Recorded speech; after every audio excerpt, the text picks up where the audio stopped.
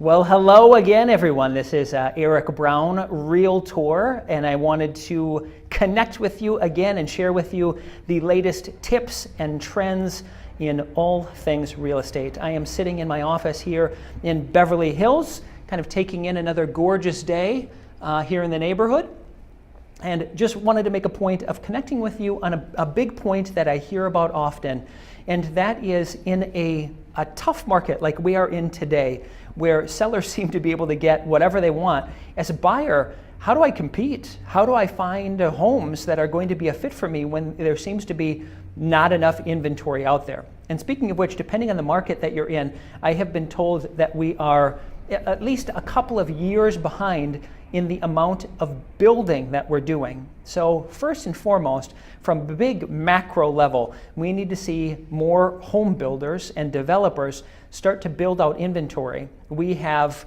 a number of baby boomers that are downsizing and will be downsizing, and a massive amount of millennials that are starting to put the bulk of their purchasing power into buying property. And so when that happens and we don't have enough building, we've got basic supply here and demand here, which means that our market is going to go upwards in price and continue to go up. So as a buyer, what is it that we do? And I've got a couple of tips for you that I think will be really helpful. Number one, find a great agent. I don't say this at all to sound self-serving, but if you can find a great real estate professional that can assist you with disseminating the information that is currently on the market, be it on the MLS, through other agents that are in their office, etc., they're going to help you kind of weed out the good, the bad, and the ugly. So that would be step number one.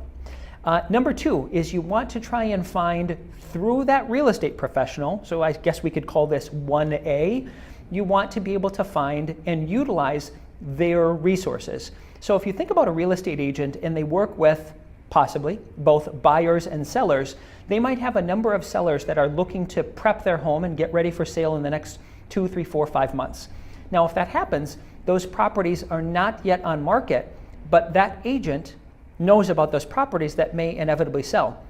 Well, what if you're looking for a 6-bed, 8-bath home with a pool and a view of the city? Now, if that's something that you're looking for and you're not finding it on the market, what if that agent has some past clients that has a property like that and they're thinking about selling? Now, I want you to exacerbate that by, if this agent is well networked and connects with other agents, they're going to have not just them, but 10 times them, or 500 times them, or 20,000 times them if they've got a really good network of connecting with other agents, both locally, regionally, and potentially even nationally or internationally.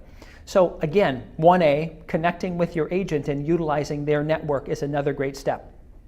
Point number 2 or 3 is going to be finding off-market properties. And so those are oftentimes referred to as pocket listings as well, or homes that aren't even on market. So you might be able to work through investors that have properties that they're looking to sell or renovate and then put back on the market. And a great agent will be able to have connections for you. And number 2, you'll also be able to do some potential canvassing.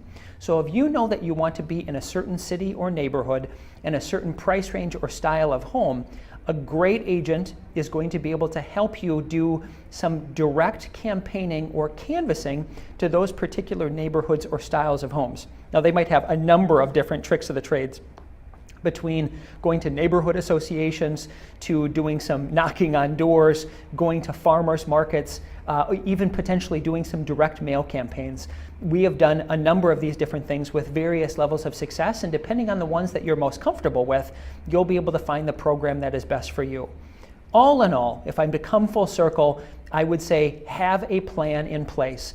Know your time frame with which you want to be able to enact on your goals, and have steps in case phase 1 doesn't work, phase 2 doesn't work. What are you going to do to be able to still streamline the process? And having someone in your corner to be able to assist you as a professional is going to probably be worth their weight in gold. Particularly when you are a buyer, a buyer's agent rep is oftentimes, and by often I mean 99.99% of the time, they are paid for by the seller. So you get all of this and a bag of chips for the price of 0. which is pretty awesome.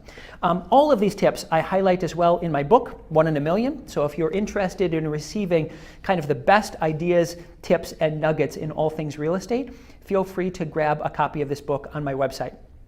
Also, I love to share additional bonuses as always, so if you're ever wanting to know what your home is worth or want to see other homes on the market, please feel free to click on the links below and we can share with you your own personalized, password-protected web search tool to be able to give you access to everything that you're going to need. As always, thanks so much for tuning in. It's great to be able to connect. If you have additional questions, touch base with me anytime. Otherwise, remember that you are one click or call away from your dream home goals. Thanks again. Have a great day.